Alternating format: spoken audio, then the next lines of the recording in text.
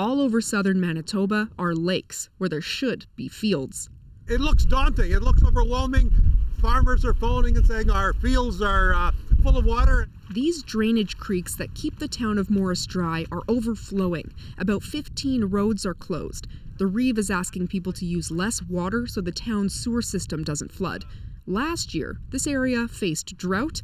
Now, this is the other extreme. We wanted cold weather, and we have cold weather, but now it's time for spring to arrive. It's time for the conditions to dry up. The ground is saturated after 5 weeks of snow and rain, prompting flood warnings to go out Sunday all along the Red River from the U.S. border to just south of Winnipeg. In St. Adolphe, workers spent the day building a dike across a highway to protect the community as water rose fast. Look at this. They say yesterday this was completely dry, and they say the water rose 6 feet in 14 hours, a level they say is unprecedented.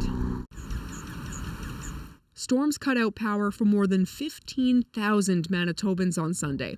In western Manitoba, the storm didn't bring rain, but 50 centimeters of snow in the past 2 days. May long weekend, we have a bunch of guests supposedly coming. They can just bring their ice fishing rods. Back in the rain zone, sandbags are a hot commodity. East St. Paul, just north of Winnipeg, ran out. This homeowner hopes the water doesn't get any closer to his house. That's scary because you don't expect that this would ever happen. And even when we knew that the rain and the snow was coming, we didn't anticipate we would have to be getting sandbags. The storm has prompted the province to reopen the Red River Floodway to divert the rising water away from the city of Winnipeg. They weren't expecting to do that until next week, but the storm had other plans. Sam, you're out by the Red River now, and what do we know about what the days ahead may look like?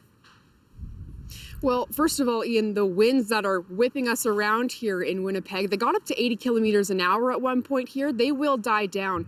As far as the temperature goes, it'll hover around 0 in southern Manitoba for the next few days. That's good news, Ian, actually, because that will temporarily slow down the melting and the runoff into the river.